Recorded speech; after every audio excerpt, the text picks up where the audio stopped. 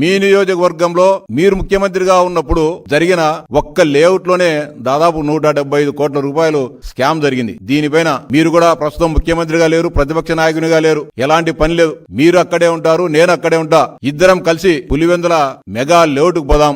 ఎంత అన్యాయాలు, ఎంత అరాచకాలు జరిగాయో అక్కడే ఇద్దరం తేల్చుకుందాం. లేకపోతే మీరు ఎక్కడ మీరిచ్చిన లబ్ధిదారుల లిస్టును తీసుకొని వస్తా, మీరు మంజూరు చేసిన లిస్టును తీసుకొని వస్తా. ప్రభుత్వం ఇప్పుడు తమ విచారంలో జరిగిన లోపాలు ఇవన్నీ కూడా తీసుకొని వద్దాం. మీరు బహిరంగ చర్చకు సిద్ధపడని జగన్మోహన్ రెడ్డి గారు అని డిమాండ్ చేస్తా ఉన్నా. అంతేకాకుండా పులివెందుల పాడా ముసుగులో జరిగిన 100 కోట్ల రూపాయల స్కామ్ పైన కూడా మీరు విచారణకు సిద్ధమా జగన్మోహన్ రెడ్డి అని అడుగుతా ఉన్నా. అంతేకాకుండా పులివెందుల మున్సిపాలిటీ సుందరీకరణ అని చెప్పి 650 కోట్ల రూపాయలు మంజూరు చేసి ఇష్టానుసారంగా దాంట్లో అవినీతి జరిగిన మాట వాస్తవమా కాదా జగన్మోహన్ రెడ్డిని అడుగుతా ఉన్నా. ఇక ఇరిగేషన్ లో కూడా ఎత్తిపోతల పథకాలని చెప్పి రకరకాల పేర్లతో ఇరిగేషన్ లో కూడా 100 కోట్ల రూపాయలు